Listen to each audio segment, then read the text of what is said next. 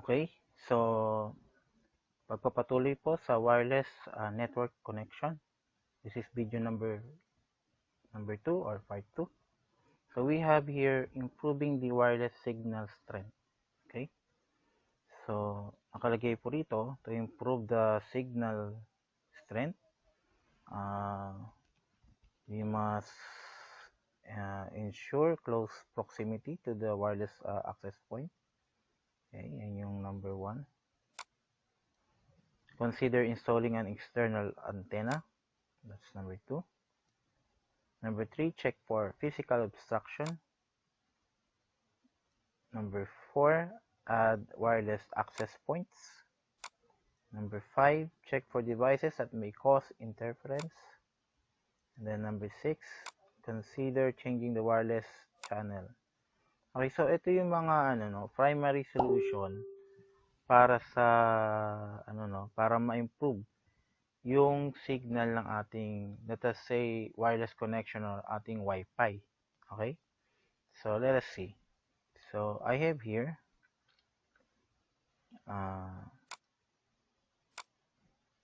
okay. So signal strength is critical to how your wireless network performs.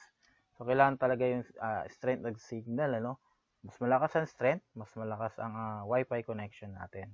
Mas mabilis, Hindi siya masyadong lag. To assist users, okay, the available network list in Windows 7 includes a symbol that designates signal strength. Use the image in the slide to show that a strong signal has 5 bars and indicates a close wireless network with no interference. So, ito daw yun, sorry for that. Na-escape ko. Wait lang natin, load ko ulit. So, ito daw yun, So, ito yung guess. Okay. Ayan, for the guess, itong guess na to, mahina daw yung, yung signal strength kasi 1 bar lang. Pero itong 4 na to, si wireless, yan, and si wireless, si home network, si AP12, si copy Wi-Fi, puro very good ang ang signal strength niya. Dahil 5 bar siya, full bar kumbaga. Pero itong si guess, 1 bar lang, mahinang kanyang signal, okay, yung wireless signal po. Okay? So, so yan yung signal strength, po. So, let us go to the first case. So, in cases where wireless signal strength is too low because your computer is too far from wireless access point. So, pagka ang sitwasyon daw, mahina ang signal natin dahil masyado tayo malayo sa ating router o sa ating access point, ano daw yung pwede natin gawin, po? So, una daw, pwede natin gawin ay, okay, number 1, ensure that the computer or your computer is as close as possible to the wireless access point. So, siguraduhin daw talaga natin, dapat malapit tayo sa router natin, Ilapit natin yung ating computer o ating cellphone o ating smartphone dun sa computer para malakas ang signal ng ating, let's say, Wi-Fi connection. Okay? O yung wireless network connection natin. Okay, that's number 1. Okay, let's go to number 2. Okay, number 2, if you are unable to get closer to the wireless access point, consider installing an external antenna to your wireless network adapter. So, kung hindi po daw wala tayo pagkakataon para malapit yung computer natin sa ating router o sa ating wireless access point, mas maganda daw maglagay tayo ng wireless network adapter. Okay? Yung wireless, yung external na NIC or network adapter card or interface card. Wireless NIC, kumbaga. O yung Wi-Fi dongle na tinatawag kung desktop computer tayo. Okay? So, meron tayo dapat na ganun. Or, much better, bili lang tayo ng extender. Okay? Wi-Fi extender. Okay? Para kahit malayo tayo sa ating access point, malakas pa rin signal dahil doon sa ating extender. Okay? Number 3, also check for physical objects that may cause interference, such as a thick wall or metal cabinet, and consider removing the physical objects or repositioning the wireless access point or the client. So, pagka may nakaharang daw, for example, yung router mo nasa sala, katulad din sa amin, tapos ikaw po ay nagko-computer dito, let's say sa kwarto, katulad to sa kwarto ko. So, may hindrance, may interference, which is yung kwarto. So, magandang gawin, ilipat yung router sa kwarto, or dadalhin ko yung computer malapit sa sala. Sa sala na lang ako magko-computer. Or, ako, currently, I'm using, extender. Okay? Pero kung wala kang extender, o Wi-Fi extender, yun lang po yung pwede mong gawin. Dalhin mo yung router, okay, yung Wi-Fi router mo, sa kwarto, kung nasa kwarto yung computer, or vice versa, yung computer, doon ka lang sa sala mag-computer kasi nandun yung router. Okay? So, yung example natin sa number 3. Then, number 4, add wireless access point to the wireless network whenever applicable. So, pwede ka maglagay na additional access point. So, access point to access point or router to access point. Or, yung sinasabi ko pa ulit-ulit, yung Wi-Fi extender. Okay? That will act as another access point sa iyong router. Okay? Yung Wi-Fi router mo po. Para lumakas yung signal ng iyong internet connection. Okay? Wirelessly. Yan. E paano naman pag ganito ang sitwasyon? In cases where you cannot even see, okay, the wireless network at all, consider the following troubleshooting step. Paano daw kung hindi mo daw talaga makita yung yung wireless network? Hindi mo makita yung SSID mo. Okay, yung pangalan ng Wi-Fi mo. So, anong dapat mong gawin? So, step number 1. That's step number 1. Check that your wireless network adapter has the correct driver and it's working properly. So, dapat check natin kung tama yung driver ng ating network adapter. Okay? O yung ating wireless NIC o Wi-Fi dongle kung tama yung driver. Kasi pagka mali yung driver, hindi po gagana yan. So, dapat make sure na tama yung ating driver by getting the model. Then, search natin sa ating engine. Okay? Kaya, kay Google Chrome, pwede rin. Or kay Google Chrome. Okay, number 2, check your computer for an external switch for the wireless network adapter. So, check po daw natin yung baka mamaya may switch, lalo pagka laptop yung gamit nating computer. Kasi kay laptop, madalas may switch po yan na on or off para kay Wi-Fi. Baka mamaya naka-off, kaya di natin makita yung ating SSID o yung Wi-Fi name. So, make sure na naka-on yung switch para sa ating wireless network adapter or para sa ating Wi-Fi. Okay? Madalas po yun. And then, number 3, check that the wireless access point is turned on and working properly. So, check daw natin yung ating access point kung naka-power on. Okay? Baka mamaya naka-off naman. Or yung kung hindi tayo naka-access point o naka-router tayo, yung 3-in-1 router na switch pa, saka access point pa, like sa PLDT or Globe, check natin kung naka-on siya. Okay? Baka mamaya hindi naka-on eh. Kaya wala yung ating Wi-Fi name or yung SSID. Okay?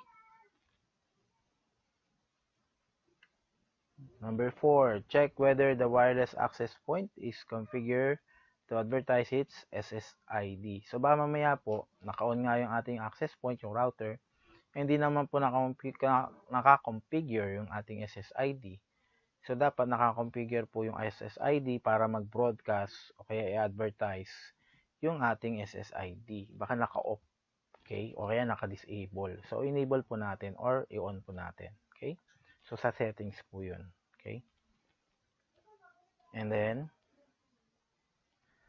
question, what devices that can interfere with wireless network signal? Ano ba yung mga devices na pwede makagambala sa wireless network signal natin?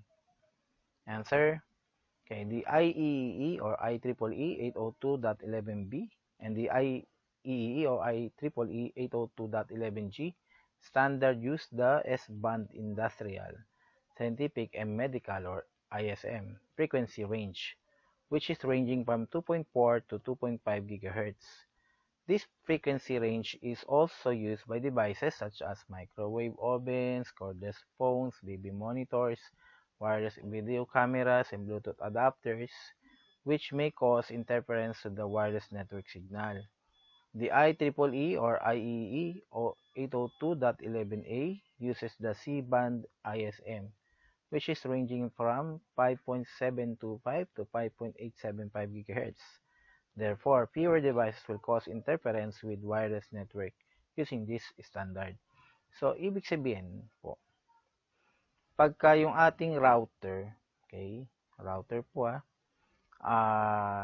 nakaset, okay, yung ating wireless router ay nakaset sa 2.4 2.5 GHz, marami pong devices na pwedeng makapag-interfere sa kanya. Okay, kasi mababa ang kanyang frequency. Like yung oven, okay, yung mga wireless sa phone, like yung sa PLDT, may wireless sa phone sila. Baby monitors, yan, nakakahinder din po yan. Yung wireless sa video cameras, yung Bluetooth adapters, like yung mouse na Bluetooth, like yung keyboard na Bluetooth para sa mga smart TVs. Yan, nakaka-interfere sa signal ng ating Wi-Fi pagka naka 2.5. Pero, pagka naka naman po tayo, 5 GHz, ayan, konting device ang pwede maka-interfere sa kanya, no po? Kasi mas mataas na kanyang range. Okay? So, yun po yun. So, nasa ranging po yan, ano? Kung 2.5, medyo maraming pwede maka-interfere na device. Pero pagka 5 GHz, medyo konti lang. O kaya halos walang maka-interfere sa kanyang signal. Okay? Next po, we have process for troubleshooting a wireless network connection. So, number 1, attempt to connect to a wireless network. Okay. Number 2, diagnose the connection by using Windows Network Diagnostic Tool. Okay. Number 3, review the diagnostic information. And then, identify the problem from the list of problems found. That's number 4. And number 5, resolve the problem that was identified. Ayan. Okay? So, isa-isahin po natin yan. Okay, this frame shows how the high-level steps to troubleshoot access to wireless networks. Okay. So, Windows 7 includes Network Diagnostic Tool, ayan, which you can use to troubleshoot network problems. So, we will be using yung network, pwede tayong gumamit ng Network Diagnostic Tool para sa mga wireless network problems na yan. Okay? So, number 1, attempt to connect to a wireless network. Okay? Access from network and sharing center system tray. So, pwede natin itong ma-access sa network and sharing center sa Windows 7. Okay. So, it shows the connect to a network tool. Okay, connect to a network tool that is successful from both the network and sharing center and system tray. So, pwede natin search po yung network and sharing center. Okay, o kaya pwede din tayo pumunta sa system tray para ma-access po natin yung ito po, no, yung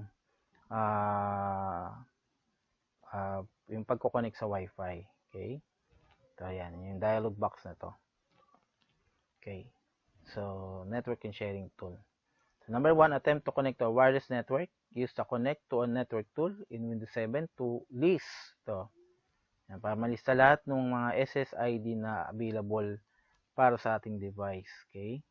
To list each available wireless network and attempt network connections. Okay? Yan. Pagka kinilik natin yan, pwede na po tayo maglagay ng username at saka password para ma-access natin si Wi-Fi. Okay. Diagnose a connection by using Windows Network Diagnostic Tool. So, this frame shows the Windows Network Diagnostic Tool that is accessible from the network icon on the system tray. So, dun pa rin sa may system tray, ano po, sa dito sa may status bar, kumbaga tawag namin doon. Number 2, run the Windows Network Diagnostic tool. You can run the tool by right-clicking the network icon on the system tray and then clicking troubleshoot problems. Okay, so pwedeng right-click dito tapos troubleshoot problems. At ilitaw po itong dialog box na to. Okay, pwedeng check natin yung mga suggestion niya, no, para ma-fix yung ating network problem. Okay, next po. So 3, 4, and 5. So dito po, we have yung network diagnostic tool. And then dito naman po sa number 1, we have yung attempt to connect. Okay. And number 3 naman po, and 4 and 5. Okay. This frame shows the list of problems found by the Windows Network Diagnostic Tool. So, yung nakita mga problem ni Windows Network Diagnostic Tool. Okay. Ito, dialog box na to. So, number 3 muna tayo. Review the diagnostic information. So, kung yung lumabas ito, basahin po natin. The Windows Network Diagnostic Tool in Windows 7 will attempt to correct any problems. If this is not possible, the tool provides a list of possible errors. Ayan. So, yung katulad to, may nakita siya, dalawang possible na error. Ayan. Tapos, pwede po yung i-troubleshoot. Ano? Pag di mo bara rito, ito namang isa. Okay? Next, we have number 4. Identify the problem from the list of problems found. Use the list from the Windows Network Diagnostic Tool to help identify the problem. So, yun, katulad yung sinabi ko, we can use the list, okay, to troubleshoot yung problem. And then, number 5, resolve the problem that was identified. So, resolve the problem that was identified. Use information in the previous step to implement a solution. Kasi pagka kinilik natin yung, hinalik natin yung, yung problem, may eventual na solution dito. Ito yung problem. Pag kinilik yung isang problem, may solution siya dang ibibigay. So, i-click lang po natin yun. Okay? Tapos, next lang po yun. So, here's again yung mga troubleshooting tips para sa ating wireless na network. Ano? So, attempt to connect a wireless network. Yan. Diagnose the connection by using Windows Network Diagnostic Tool. Review the diagnostic information. Identify the problem from the list of problems found and resolve the problem that was identified. Okay, so this frame again shows the high-level steps to troubleshoot wireless networks. Okay, and now let us have summary for the topic of wireless network connections. So we have studied what is a wireless network. Okay, and then what are the wireless network technologies, and also security protocols for a wireless network, and then configuring hardware for connecting to a wireless network, and then wireless network settings, also improving the wireless signal strength, which is covered by this video, and then process for troubleshooting wireless network connection. And this lesson's key focus is to explain the background information that you should know to implement or support wireless networks. So, dapat alam natin itong mga bagay na to para makapag-troubleshoot tayo ng wireless network problems, or kung di troubleshoot, makapag-setup ng wireless network po. Especially yung Wi-Fi. Ano po. Okay? And then also, I hope you now, or you can now able to describe wireless networks. Ano yung wireless networks? Okay? And then, describe the wireless network technologies. So, ano yung mga standards ng wireless network po? Okay, from 802.11a hanggang 802.11a. Okay. We have A, B, G, N. Something like that. And then, identify the security protocols available for a wireless network. So, yun na po. That completes my topic for wireless network connection. That's all for now, and see you on the next video. Bye.